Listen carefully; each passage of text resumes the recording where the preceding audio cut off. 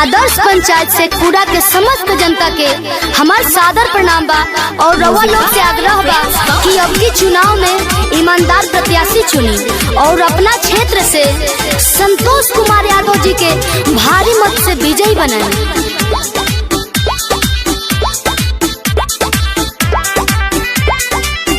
चारों ओरिया शोर बाड़े जी, सबका से बिजोर बाड़े जी, भैया संतोष यादव जी खाड़ कर जोर बाड़े जी, इनके ना भुलावे के बाजी। हो फिर संतोष भैया के जीतावे के बा, मुखिया बनावे के बाजी।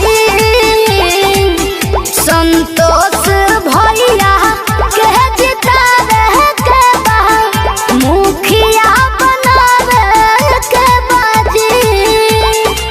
काम किया है काम करेंगे, काम किया है काम करेंगे, जन जन का सम्मान करेंगे। तो रउआ सबके भुलाए नहीं खे आपन मुखिया प्रत्याशी संतोष कुमार यादव जी के भारी मत से विजयी बनावे के बा। इंदिरा आवास बनल शौचालय सबका, खेल कूद मैदान बनल, गली नली भइल पक्का। 15 साल में न भइल जवन 5 साल में पूरा कइले। पैगा बाजार छठ घाट और सेलिंग कराई दिहले, सबका से बतावे के बाजी। अपन संतोष भैया के जितावे के बा, मुखिया बनावे के बाजी।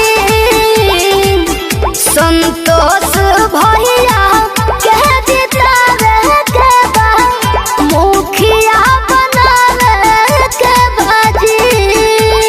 तमाम चाचा चाची से हमार नम्र निवेदन बा कि रउआ लोग अब की बार ईमानदार प्रत्याशी के जरूर चुनी और अपना क्षेत्र के विकास कराई।